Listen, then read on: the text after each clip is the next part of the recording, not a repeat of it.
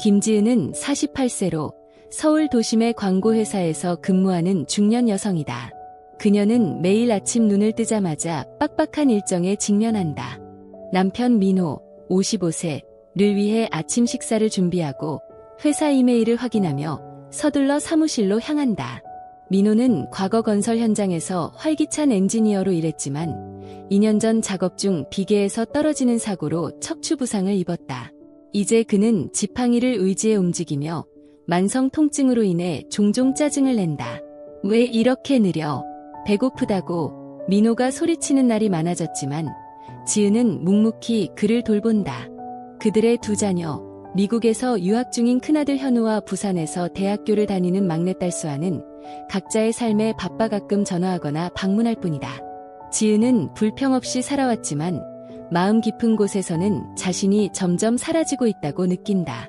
결혼 전 그녀는 수채화 그리기를 사랑하고 부산이나 강원도로 홀로 배낭여행을 다니며 자유를 만끽했던 젊은 여성이었다.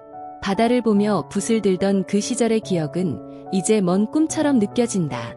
그녀의 화구는 옷장 구석에 먼지를 뒤집어 쓴 채 놓여있고 삶은 일과 가정의 책임 사이에서만 맴돈다. 내가 아직도 김지은일까? 아니면 그냥 민호의 아내일 뿐일까? 그녀는 가끔 어두운 방에서 혼잣말을 한다. 어느 비 오는 오후, 지은은 아파트 우편함을 정리하다 젖은 우편물 사이에서 빛나는 전단지를 발견한다.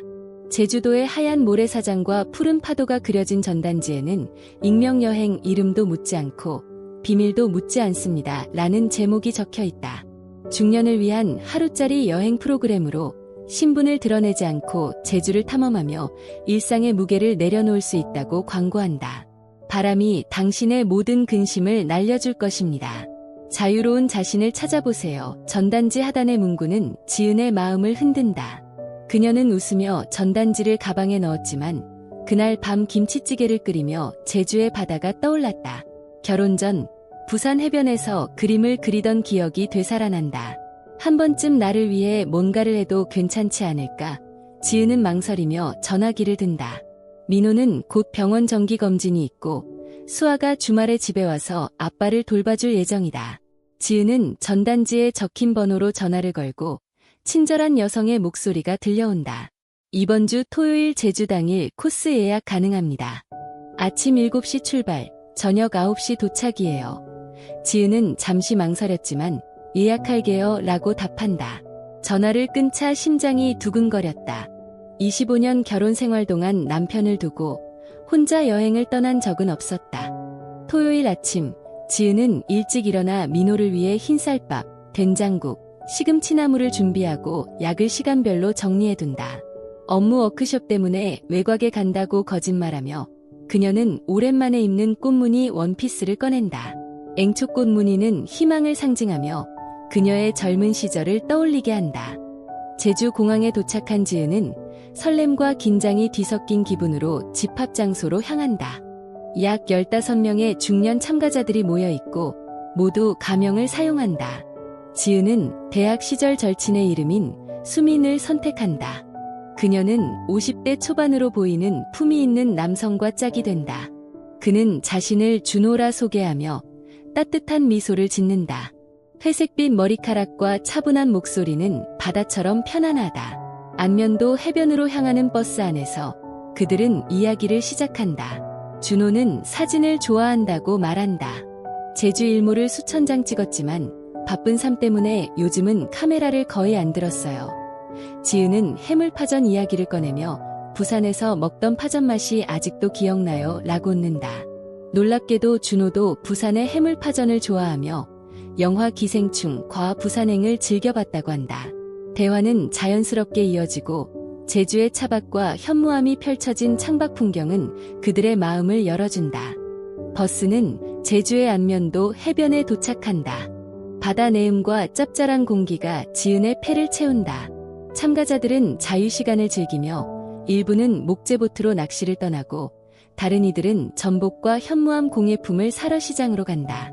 지은과 준호는 해변을 따라 걷기로 한다.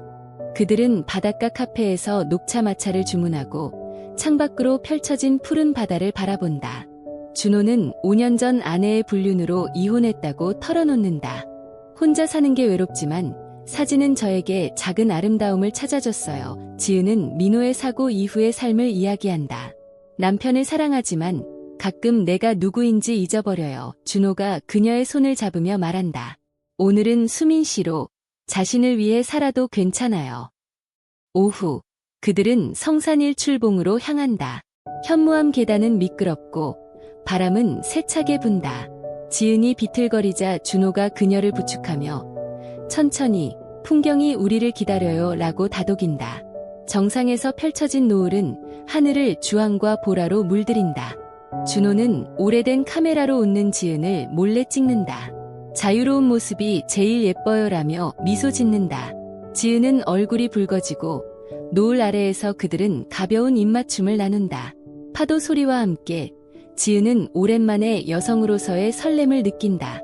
저녁, 해변에서 열린 바비큐 파티는 갈비와 소주로 활기를 띈다.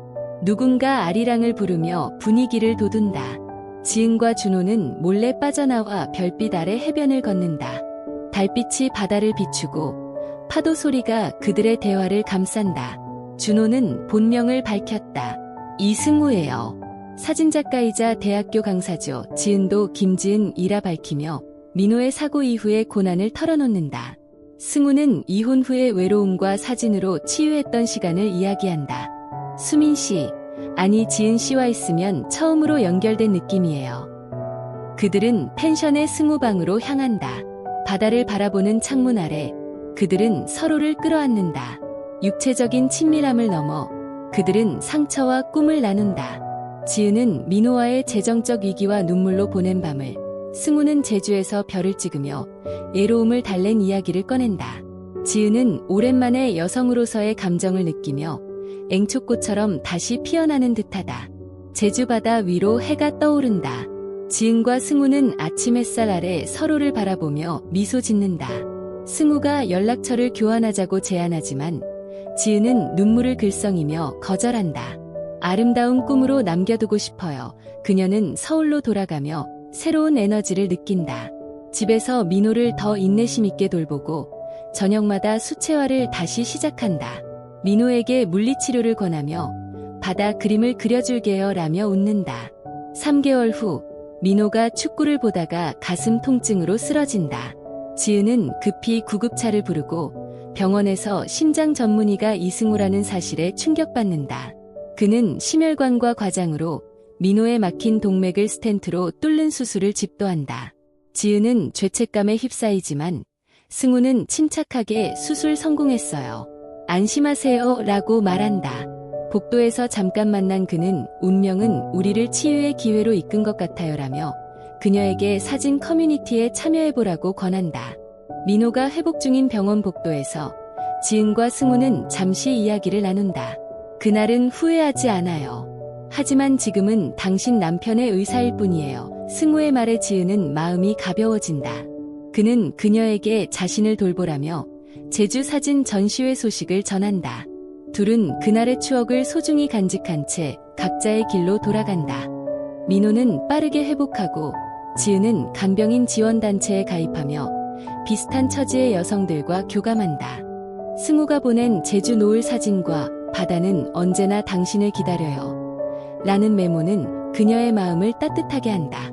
지은은 가족과 함께 제주 여행을 계획한다.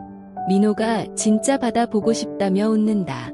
수아와 현우도 동참하며 지은은 삶이 제주 바다처럼 예측 불가능하지만 희망으로 가득하다는 걸 깨닫는다. 48세의 그녀는 다시 살아갈 힘을 찾았다.